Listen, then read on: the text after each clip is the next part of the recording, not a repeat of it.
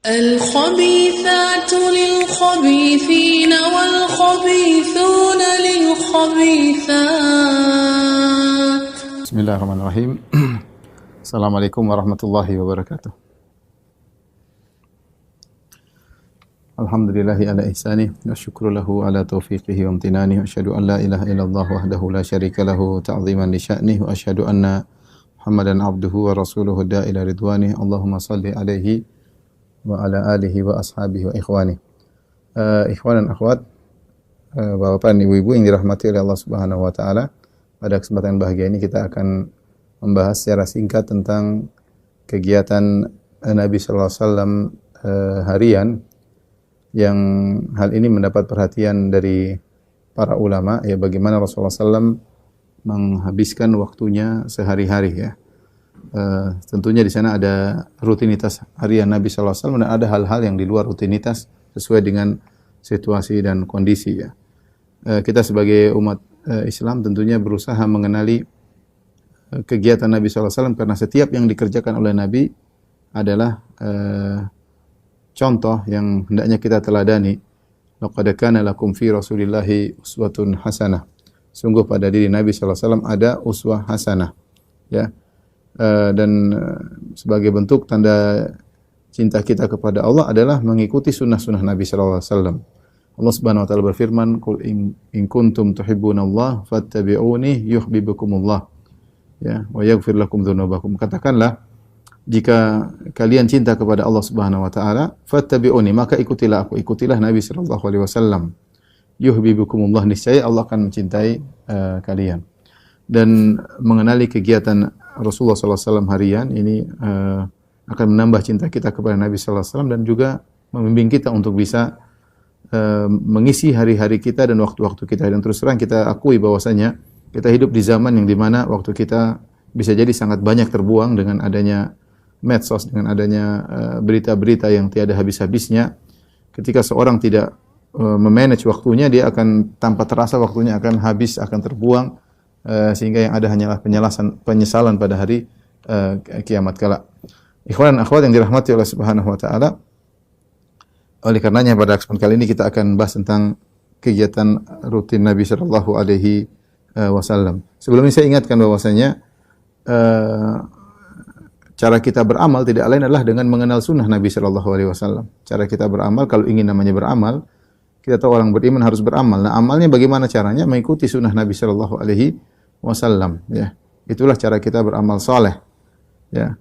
Dan kita dapati bahwasanya para sahabat dahulu mereka sangat berpegang teguh kepada sunnah Nabi sallallahu alaihi wasallam. Jika mereka telah mengetahui sunnah Nabi, maka mereka menjalankan dengan sebaik-baiknya dan mereka komitmen, continue dan komitmen. Saya akan bacakan contohnya.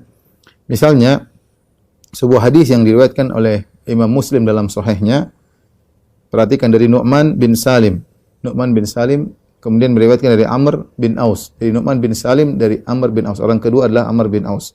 Kemudian Amr bin Aus berkata, "Haddatsani Ambasah bin Abi Sufyan." Orang ketiga adalah Ambasah bin Abi Sufyan. Kemudian dari Ambasah dia meriwayatkan dari Ummu Habibah. Sami'tu Ummu Habibah yaqul, aku mendengar Ummu Habibah. Ummu Habibah itu Ramlah bintu Abi Sufyan, istri Nabi sallallahu alaihi wasallam, berkata, "Sami'tu Rasulullah sallallahu alaihi wasallam yaqul," aku mendengar Rasulullah sallallahu itu suaminya berkata, "Man shalla 12 rak'atan fi yaumin wa lailah bunya lahu bihinna baitun fil jannah." Barang siapa yang salat 12 rakaat sehari semalam, maksudnya salat sunnah rawatib, akan dibangun baginya istana di surga. Lihat apa komentar Ummu Habibah. Ummu Habibah berkata, "Fama taraktuhunna mundu sami'tuhunna min Rasulillah sallallahu alaihi wasallam." Aku tidak pernah meninggalkan 12 rakaat tersebut, yaitu salat sunnah rawatib, sejak aku mendengarnya dari Rasulullah sallallahu alaihi wasallam, istri Nabi, ya. Kemudian yang meriwayatkan dari Ummu Habibah adalah Ambasah bin Abi Sufyan. Beliau berkata, "Fama taraktuhunna mundu sami'tuhunna min Ummi Habibah." Sejak aku mendengar hadis ini dari Ummu Habibah, aku tidak pernah meninggalkan salat sunnah rawatib. Taib yang meriwayatkan dari Ambasah adalah Amr bin Aus. Amr bin Aus berkata, "Ma taraktuhunna mundu sami'tuhunna min Ambasah." Aku tidak pernah meninggalkan 12 rakaat ini semenjak aku mendengarkannya dari Ambasah. Kemudian meriwayatkan dari Ammar adalah Nu'man bin Salim. Nu'man bin Salim berkata, "Ma taraktuhunna mundu sami'tuhunna min Amr bin Aus." Aku tidak pernah meninggalkannya semenjak aku mendengarkannya dari Amr bin Aus. Lihatlah bagaimana silsilah yang meriwayatkan hadis dalam Sahih Muslim. Begitu mereka mendengar hadis Nabi, mereka tidak pernah meninggalkannya. Ummu Habibah tidak pernah meninggalkannya, Ambasa tidak pernah meninggalkannya, Amr bin Aus tidak pernah meninggalkannya, Nu'man bin Salim juga tidak pernah meninggalkannya. Mereka tahu hadis Nabi dan bukan perkara ringan. Menjalankan 12 rakaat tiap hari tanpa pernah meninggalkannya. Tapi demikianlah para sahabat dahulu, mereka komitmen kalau sudah mendengar sunnah Nabi mereka mengerjakannya dengan semaksimal mungkin, Contoh lain, hadis dari Ali bin Abi Thalib bagaimana dia menjalankan sunnah Nabi sallallahu alaihi wasallam meskipun dalam kondisi yang lagi genting. Fatimah radhiyallahu taala anha, istri Ali bin Abi Thalib radhiyallahu taala anhu, bekerja dan mereka hidup dengan sederhana, dengan kemiskinan ya. Kemudian Fatimah harus menggiling gandum, dia menggunakan ar-roha. Ar-roha itu alat yang berat, batu yang kemudian digunakan untuk menggiling gandum dan itu berat bagi seorang wanita. Dan itulah pekerjaan Fatimah di rumah. Hingga satu hari dia mendengar Rasulullah SAW mendapatkan budak-budak dari peperangan, ghanimah, kemudian di antaranya ada budak-budak ya.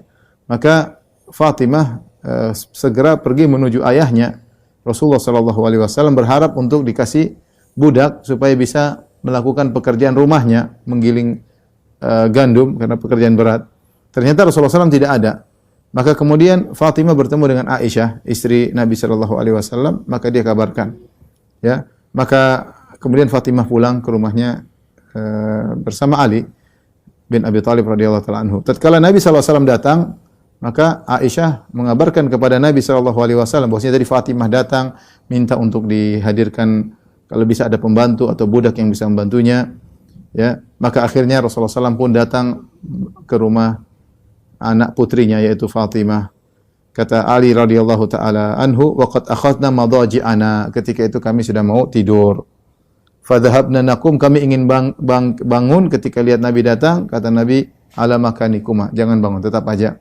Ya, maka Rasulullah SAW pun datang, masuk ke mereka berdua. Rasulullah SAW duduk di antara putrinya dan mantunya, antara Fatimah dan Ali bin Abi Thalib radhiyallahu taala anhuma. Dan Nabi SAW tidak langsung serta-merta memberikan budak kepada putrinya, tentang ini putri Nabi, kemudian serta-merta Nabi memberikan budak. Tidak, Nabi SAW ketika itu lebih fokus untuk membantu kepada ahlus suffah, yaitu para sahabat yang miskin, yang tidak punya tempat tinggal, yang tinggal di belakang Masjid Nabawi.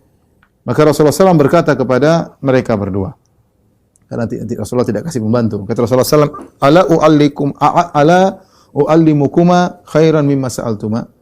Maukah aku ajarkan kepada kalian berdua tentang perkara yang lebih baik daripada apa yang kalian berdua minta?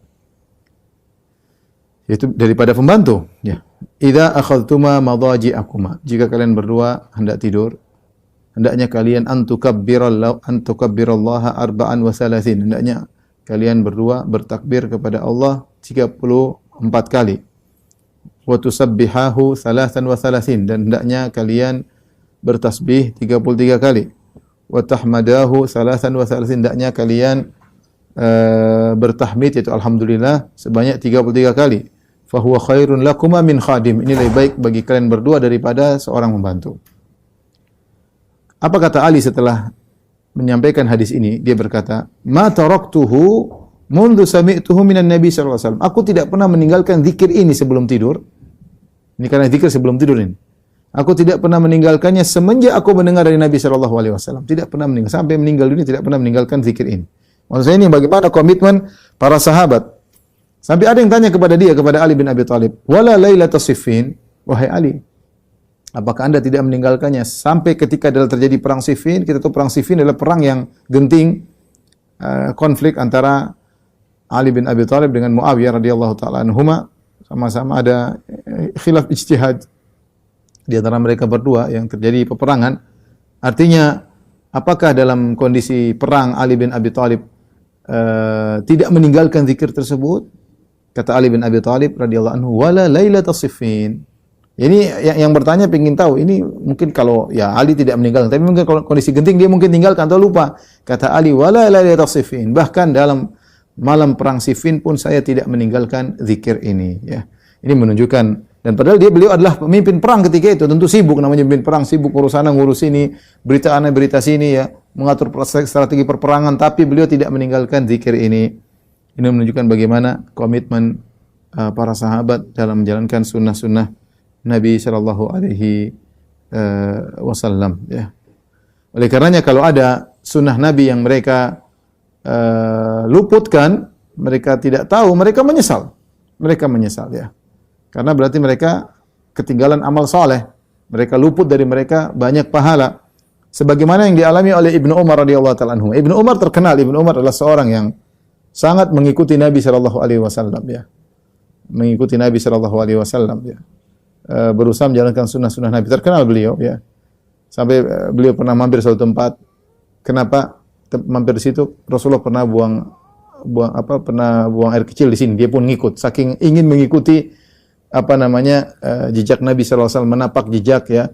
Napak tilas jejak Nabi sallallahu alaihi wasallam, Ibnu Umar. Tapi ada sunnah yang dia luputkan di antaranya, yaitu sunnah mengantar jenazah ke pemakaman. Saya bacakan bagaimana beliau menyesal. An Amir bin Sa'ad bin Abi Waqqas, annahu kana qa'idan inda Ibnu Abdullah bin Umar. Satu hari, kata Amir bin Sa'ad bin Abi Waqqas, dia sedang duduk bersama Ibnu Umar. Kemudian muncullah Khabbab, ya. Kemudian Khabbab berkata, "Ya Abdullah bin Umar, wahai Ibnu Umar, ala tasma'u ma yaqulu Abu Hurairah? Tidakkah kau dengar apa yang diucapkan oleh Abu Hurairah? Innahu sami'a Rasulullah sallallahu alaihi wasallam yaqul." Ini terjadi setelah Rasulullah SAW meninggal. Abu Hurairah berkata, dia mendengar Rasulullah SAW bersabda, "Man kharaja ma'a janazatin." Siapa yang keluar bersama jenazah, min baitiha wa shalla 'alaiha, kemudian dia menyolatkan jenazah tersebut, thumma tabi'aha, kemudian mengikuti jenazah tersebut hatta tudfan, sampai dikuburkan, mengikuti jenazah di kuburan sampai di kuburan, kana lahu qiratani min ajr, maka dia akan mendapatkan 2 qirat dari ajar, dari pahala. Kullu qiratin mithlu Uhud, dan bahwasanya setiap qirat pahalanya sebesar gunung Uhud. Jadi barang siapa yang salatkan jenazah sampai ngantar sampai dikubur, dapat pahala seperti 2 gunung Uhud, ya. Wa man shalla 'alaiha tsumma raja'a kana lahu minal ajri mithlu Uhud. Barang siapa yang salat kemudian tidak ngantar sampai ke kuburan, segera balik, dia cuma dapat 1 gunung Uhud. Maka Ibnu Umar pun mengirim Khabbab menuju Aisyah. Coba tanyakan kepada Aisyah tentang perkataan Abu Hurairah, ya. Ibnu Umar kemudian mengambil, sambil menunggu Khabbab utusannya mendapat kabar dari Aisyah, dia pun mengambil hasba'il masjid, dia mengambil sekumpulan kerikil atau kemudian dia bolak-balikkan di tangannya, ya. Sampai akhirnya utusan tersebut balik. Kemudian dia menyampaikan, qalat Aisyah radhiyallahu anha, istri Nabi berkata, sadaqa Abu Hurairah. Abu Hurairah benar, apa yang disampaikan itu benar. Fa daraba Ibnu Umar bil hasa alladhi kana fi yadihi al-ardh, maka dia pun lemparkan kerikil-kerikil tersebut ke tanah yang ada di tangannya tadi. Kemudian dia berkata, laqad farratna fi qararita katsira. Sungguh kita telah luput dari banyak gunung-gunung Uhud, ya. Dari banyak pahala-pahala dari gunung Uhud. An-Nawawi rahimahullah mengomentari kisah ini, dia berkata, wa fihi makana sahabatu alaihi min ar-raghbah fi at-ta'at hina yablughuhum. Ini dalil bahwasanya para sahabat begitu semangat untuk menjalankan ketaatan jika sampai dalil kepada mereka. Wa ta'assuf ala ma yafutuhum minha, dan mereka benar-benar menyesal atas amalan yang luput dari mereka, ya. Wa in kanu la ya'lamuna idhama mawqi'ihi, ya.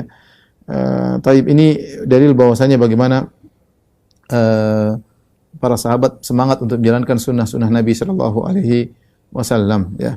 Dan kita tahu kalau kita menjalankan sunnah Nabi sallallahu alaihi wasallam, maka kita bisa dicintai oleh Allah Subhanahu wa taala, bisa menjadi wali dari wali-wali Allah. Makanya dalam hadis qudsi, dikenal dengan hadis al-wali, hadis riwayat Imam Bukhari, kata Allah Subhanahu wa taala, "Wala yazalu 'abdi yataqarrabu ilayya bin nawafil hatta uhibbahu." Senantiasa hambaku mendekatkan dirinya kepadaku dengan perkara-perkara sunnah, hatta uhibbahu, sampai aku pun mencintainya. Fa idza ahbabtuhu, kalau aku sudah mencintainya, kuntu sam'ahu alladhi yasma'u bihi, maka aku menjadi pendengarannya, wa basarahu alladhi yubsiru bihi, aku menjadi penglihatannya, wa yadahu allati yabtishu biha, aku jadi tangannya, aku jadi kakinya, ya. Dan wa idza sa'alani la utiyannahu, kalau dia mohon kepada aku akan aku kabulkan. Wa lan ista'adzani la u'idzannahu, kalau dia minta perlindungan kepada aku akan aku beri perlindungan kepadanya. Ini mukadimah ingin saya sampaikan tentang perlunya kita menjalankan sunnah-sunnah Nabi sallallahu alaihi wasallam. Saya ingatkan lagi, terlebih lagi kita di zaman sekarang yang harus kita akui, waktu kita banyak terbuang-buang. Ketika kita tidak manage waktu kita untuk menjalankan rutinitas tertentu, mau tidak mau waktu kita akan lepas, ya. Dan yang ada kita waktu ini adalah aset modal seorang muslim, ya. Makanya kata Al Hasan Al Basri, ya bani Adam, innama anta ayyam, wahai anak Adam, sungguhnya engkau hanyalah kumpulan hari-hari. Wa idza dhahaba ba'dul ayyam, jika telah pergi sebagian hari, dhahaba ba'duka, maka telah pergi sebagian darimu. Wa idza dhahaba ba'duka yushik an yadhhab kulluk, kalau sudah sebagian darimu pergi, bisa jadi akan pergi seluruhmu. Artinya apa? Hari-hari berlalu adalah umur kita. Semakin berlalu berarti semakin berkurang umur kita, semakin mendekat titik pertemuan kita dengan Allah Subhanahu wa taala. Seorang jangan terpedaya dengan hal-hal, dan banyak hal yang memperdayakan kita, yang kita tersibukkan pada perkara yang tidak bermanfaat, ya, dengan meninggalkan sunnah-sunnah Nabi sallallahu alaihi wasallam. Maka ini penting bagi kita untuk mengingat kembali, yang sudah tahu pun untuk merefresh kembali, yang belum tahu hendaknya mempelajari apa sih kegiatan Nabi sallallahu alaihi wasallam harian, yang dilakukan oleh Nabi sallallahu alaihi wasallam. Sebenarnya kalau kita mau bahas tentu panjang lebar, ya. Karena sunnah Nabi sallallahu alaihi wasallam sangatlah banyak. Semua perbuatan Nabi adalah sunnah Nabi sallallahu alaihi wasallam. Ma uthira anin Nabi sallallahu alaihi wasallam. Semua yang diriwayatkan dari Nabi sallallahu alaihi wasallam adalah sunnah Nabi sallallahu alaihi wasallam. Tentu sangat banyak. Sampai An-Nasa'i rahimahullahu taala menulis buku judulnya Amalul Yaum wal Lailah. Amalul Yaum wal Lailah. Ada Nasa'i, ada Ibnu Sunni. Mereka menulis buku khusus tentang kegiatan Nabi sehari semalam, dan itu tebal. Tadi saya baru lihat aja tentang Amalul Yaum wal Lailah sekitar 700 halaman, menunjukkan tentang sunnah-sunnah Nabi sallallahu alaihi wasallam sangat banyak. Tapi kita tidak akan menyampaikan, sebenarnya kita akan menyampaikan secara singkat saja yang mungkin rutinitas harian yang mungkin bisa kita lakukan. Tapi ikhwan dan akhwat yang dirahmati Allah Subhanahu wa taala, Bapak dan Ibu, para guru yang dirahmati Allah Subhanahu wa taala, kita mulai dari rutinitas Nabi sallallahu alaihi wasallam, mulai dari ketika beliau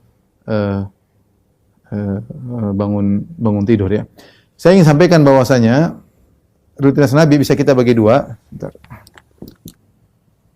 Mungkin bisa kita klasifikasikan menjadi dua, ya. Ada rutinitas yang terikat dengan waktu,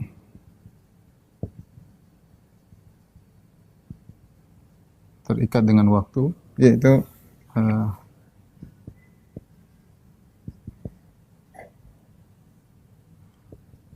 dengan waktu seperti malam, kemudian duha, ya, kemudian zuhur,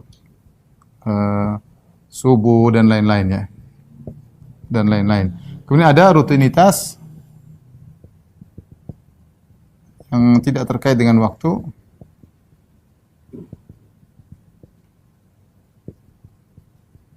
tapi terkait dengan amalan-amalan tertentu.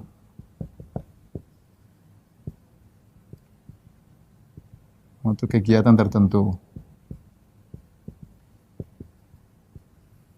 Dan ini berkaitan dengan masalah adab-adab. Ini berkaitan dengan adab-adab, ya.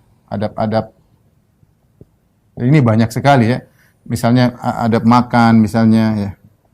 Adab makan, adab buang hajat, misalnya, adab terhadap sahabat, ya, terhadap istri, ya. Akhlak terhadap istri.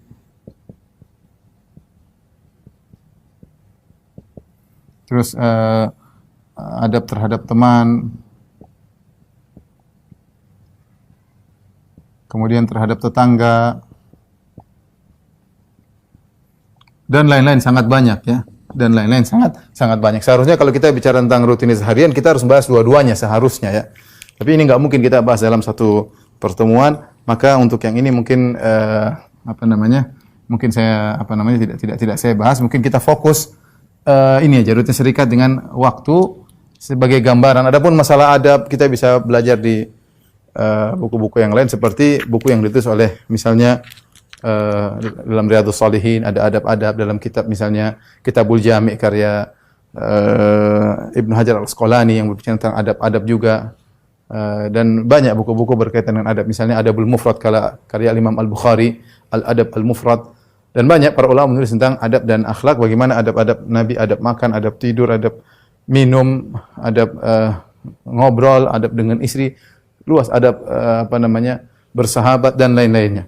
Tapi kita akan bahas pada rutinitas yang terikat dengan waktu seperti malam, duha, zuhur, subuh dan lain-lain agar kita punya gambaran tentang sunnah-sunnah Nabi sallallahu alaihi wasallam.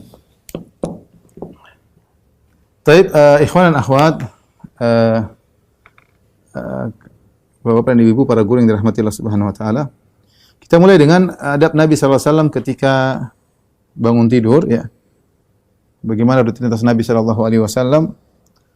Rasulullah sallallahu alaihi wasallam ketika bangun tidur yang pertama beliau adalah sikat gigi, ya. Sebagaimana dalam hadis, kana Nabi sallallahu alaihi wasallam idza qama minal lail yashusu fahu bis-siwak. Hadis riwayat Muslim dari Hudzaifah bahwasanya Rasulullah SAW kalau bangun dari tidur malam maka yashusu fahu bis-siwak. Itu Rasulullah SAW menggosokkan siwak di giginya, itu membersihkan gigi. Dalam riwayat yang lain, karena Rasulullah SAW idza qama liyatahajjad yashusu fahu bis-siwak. Adalah Rasulullah SAW kalau bangun untuk salat malam maka beliau bersiwak. Tentunya setelah bangun tidur pertama kali Rasulullah SAW berdoa, tentunya berdoa dengan doa bangun tidur, alhamdulillahilladzi ahyana ba'dama amatana wa ilaihin nusyur. Doa tersebut Rasulullah ucapkan, ya. Ada juga dalam doa lafal yang lain seperti alhamdulilladzi radda alayya ruhi wa adzina li bi dzikrihi, ya Allah, segala puji bagi Allah yang telah mengembalikan ruhku kepadaku dan beri izin kepadaku untuk mengingatnya. Setelah itu Rasulullah SAW bangun, kemudian Rasulullah SAW di antaranya menghilangkan rasa kantuk dari wajahnya, ya, sebagaimana dalam hadis Ibnu Abbas radhiyallahu taala anhuma, beliau berkata, fajalasa istaiqadha Rasulullah SAW fajalasa yamsahu an-naum an wajhihi biyadihi. Rasulullah SAW kemudian bangun dari tidurnya, kemudian dia menghilangkan rasa ngantuk dari wajahnya. Jadi dengan diucek-ucek matanya atau wajahnya sehingga hilang rasa ngantuk, ya. Setelah itu Rasulullah SAW memandang ke langit, ya, memandang ke langit sambil membaca 10 ayat terakhir dari surat Ali Imran, ya. Tsumma qara'a al-ashr al-ayat al-khawatim min surat Ali Imran, yaitu dari firman Allah Subhanahu wa taala, inna fi khalqis samawati wal ardi wa ikhtilafil laili wan nahari la ayatin li ulil albab alladzina yadhkuruna Allaha qiyaman wa qu'udan wa ala junubihim, dan seterusnya sambil melihat ke langit. Dan ini Rasulullah belum wudu. Jadi baru bangun, kemudian Rasulullah SAW memandang ke langit membacakan 10 ayat tersebut. Ya, setelah itu Rasulullah SAW kemudian berwudu, ya. Berwudu, beliau menuju kepada thumma qama ila shannin mu'allaqatin. Beliau menuju ke tempat air yang digantung, ya. Fatawadda'a minha fa ahsana wudu'ahu. Kemudian Rasulullah wudu dari air tersebut. Kemudian Rasulullah SAW thumma qama yusalli. Kemudian Rasulullah SAW pun salat, ya. Kemudian Rasulullah SAW pun salat. Tentunya adapun wudu, maka sunnahnya sebagaimana sudah sering kita pelajari. Saya tidak akan menjelaskan bagaimana tata cara sunnah wudu. Jadi intinya sederhananya, kalau orang bangun malam, ya, bangun malam, maka dia bangun, kemudian baca doa tidur dulu, baca doa bangun tidur, ya. Alhamdulillahilladzi ahyana ba'da ma amatana wa ilaihin nusyur. Kemudian dia mungkin ucap matanya untuk supaya segar. Kemudian memandang ke langit, membaca surat di akhir 10 ayat terakhir di surat Ali Imran, ya. Dalam kondisi belum berwudu. Setelah itu kemudian berwudu. Kemudian setelah itu berwudu, kalau kita mungkin ke toilet, ya, buang hajat apa segala, kemudian bersiwak, ya, siap untuk melaksanakan salat malam. Ini sunnah yang bisa kita lakukan kalau kita bangun di malam hari.